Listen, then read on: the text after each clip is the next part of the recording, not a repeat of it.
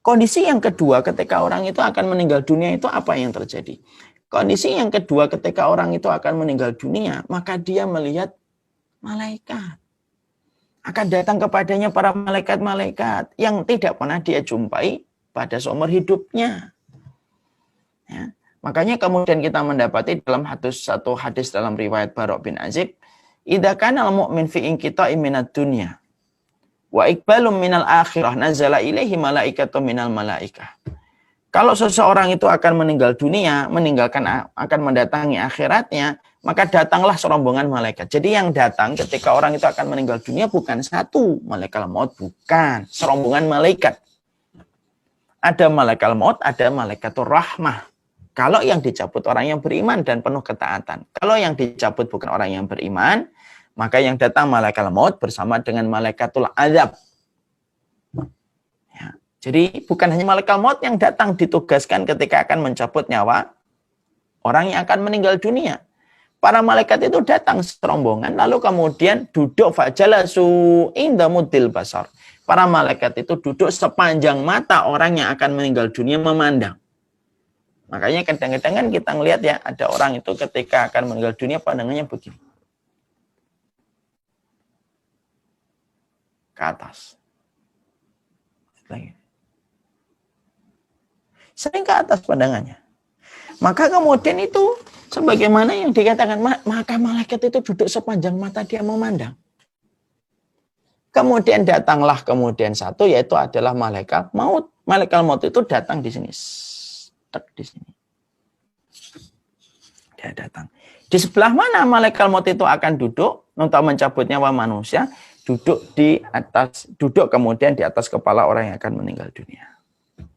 Malaikatur rahmah kalau mencabut orang yang beriman akan membawa dua barang. Kafanun min akfanil jannah wa hanutum min hunutil miski. Dia membawa kain kafan dari surga, yang diambilkan kain kafan dari surga dan mengambil minyak wangi dari surga. Lalu kemudian yang menjalankan tugas malaikat maut. Malaikat maut kalau ini yang dicabut orang beriman, irji'i ila rabbiki radiyatan mardiyah, dicabut. Maka kemudian setelah ruhnya dicabut, maka kemudian langsung disambut oleh malaikatur rahmah. Ruhnya dikafani, dikasih minyak wangi dari minyak wangi surga. Masya Allah ya. Sampai ruh aja dikasih pakaian. Masya Allah. Ini menunjukkan kepada kita tentang sebuah pelajaran penting. Apa itu? Pakaian yang menutup aurat itu tidak pernah sepele di hadapan Allah. Lu sampai ruh saja dikasih kain kafan. Kain kafan yang diambilkan dari surga. Lalu kemudian dikafani itu, kemudian roh itu dengan kain kafan dari surga itu, lalu dikasih minyak wangi, naik ke langit yang pertama.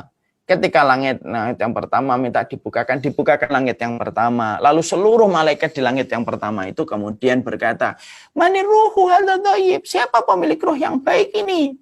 Langit itu gemuruh, cuma nggak terdengaran oleh kemudian telinga kita selaku manusia. Disebutkanlah nama yang terbaik dari fulan bin fulan, fulan bin fulan. Naik ke langit yang kedua minta dibukakan kembali.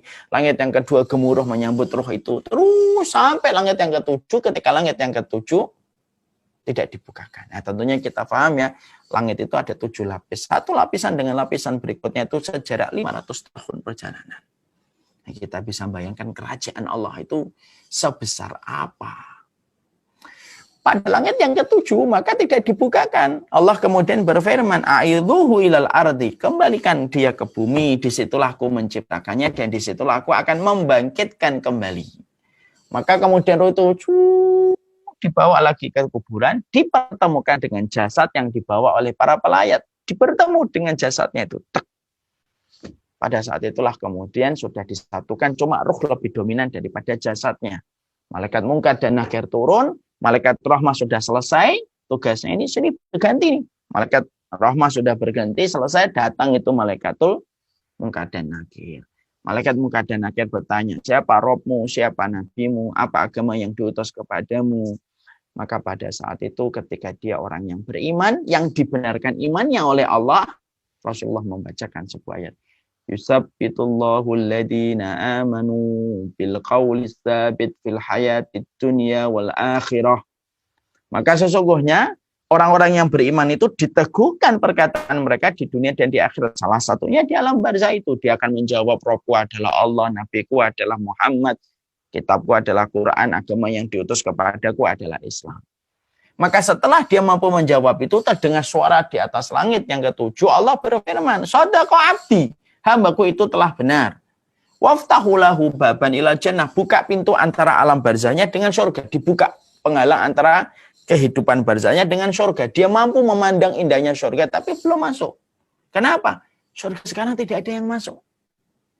Surga sekarang belum ada satupun orang yang masuk. Tidak ada satupun orang yang masuk. Itu hanya melihat saja. Ustaz kok bisa mengatakan tidak ada satupun orang yang sudah masuk surga? Karena orang yang pertama kali masuk surga itu nanti siapa? Rasulullah Muhammad. Yang masuk dengan jasadnya dan ruhnya. Makanya dalam satu riwayat yang sahih, dikatakan bahwasanya Nabi nanti yang mengetok pintu pertama kali surga. Surga itu pintunya ada 8. Lalu diketok oleh Nabi. Lalu kemudian malaikat menjawab yang menjaga atau khazinnya. Mana anta? Siapa kamu? Ana Muhammad bin Abdullah. Kemudian khazinnya penjaga pintu-pintu surga berkata, ya Rasulullah, aku tidak diizinkan membuka pintu ini ya Rasulullah sampai engkau yang mengetoknya. Dibuka itu 8 pintu surga. Antara satu pintu dengan pintu sejarah 40 tahun perjalanan. Berarti di situ kita paham. Sekarang belum ada orang yang di surga. Kalaupun ada yang kita dapatkan dalam hadis, dimasukkan dalam tembolong burung hijau, masuk ke dalam surga, itu baru ruhnya, belum sampai jasadnya. Ya. Makanya kemudian Rasulullah mengatakan dalam hadis riwayat Muslim, la ya'tiyanna 'alaiha yaumun wa hiya kadidun minaziham. Kata Rasulullah itu jumlahnya pintu surga itu ada 8. Dan Nabi berkata apa? Akan datang satu hari. Pintu surga itu akan ramai karena banyaknya orang yang akan masuk ke dalam surga. Masya Allah, semoga kita termasuk yang meramaikan di depan pintu surga untuk memasukinya. Amin. Maka kemudian pada saat ini berarti surga itu ketutup. Maka tadi, hadis tadi, maka dibukakan pandangan surga. Dia hanya melihat surga. Supaya kemudian dia tahu nanti tempat kembalinya itu di situ. Kemudian datang kepadanya orang yang rupawan, yang dia bertanya, mana anta, siapa kamu? Ana amaluka sholih, saya amalmu yang sholih. Ini sholat tahajudmu, ini sedekahmu, ini baik sangkamu kepada orang mukmin, ini bagaimana kamu mencintai orang mukmin dan tidak mencelanya. Semuanya mewujud fisik orang yang begitu rupawan. Dan setelah mendapatkan 2 kenikmatan itu, tahukah kita, apa teriakan penghuni kubur ketika bermalam pertama di dalam kuburnya? Setelah menyelesaikan ujian yang pertama, dia berteriak, tetapi teriakannya tidak terdengar oleh jin dan manusia. Teriakannya adalah, ya Rabbi, aqimis sa'ah hatta arji ila ahli. Ya Robku, tolong segerakan kiamat ya Allah, supaya aku lekas bertemu dengan keluargaku kembali. Apa sih yang kita dapatkan agak keluar dari tema? Apa yang kita dapatkan pelajaran dari teriakan penghuni kubur ketika bermalam pertama di alam kubur? Mengingatkan kepada kita, keluarga itu memori yang tidak akan pernah rontok walaupun melewati guncangan kematian. Keluarga itu momentum paling istimewa manusia bersama dengan keluarganya. Makanya kalau manusia itu ngelewatin guncangan kematian, itu pun tidak akan merontokkan memori dia bersama dengan keluarganya sampai mereka pun sudah melihat surga, mendapatkan teman yang rupawan. Mereka pun berteriak dan meminta kepada Allah, ya Allah, segerakan kiamat ya Allah, supaya aku lekas berjumpa kembali dengan keluargaku. Nah, disitulah kita memahami. Hari ini keluarga kita yang kadang sering kita tinggalkan, yang terkadang sering kita jadikan list nomor 4, nomor 5, yang dijadikan list nomor 1-nya kita urusan kantor dan urusan aktivitas kita. Tapi justru keluarga itulah yang betul-betul kita rindukan ketika seseorang itu meninggal dunia di alam barzah. Makanya teguran untuk saya, teguran untuk semuanya. Perlakukanlah keluarga kita dengan semaksimal mungkin. Karena yang teringat oleh kita di dalam kubur itu bukan teman kita, bukan teman hobi kita, bukan teman circle kita. Tapi sejatinya adalah keluarga yang kita cintai. Urusan kita dengan circle teman kita, sementara waktu lupa kita ketika meninggal dunia. Tapi keluarga itu tidak pernah lupa. Nah, ini menjadikan kita betul-betul paham. Bahkan orang yang paling setia mendoakan kita itu sebenarnya ada 3.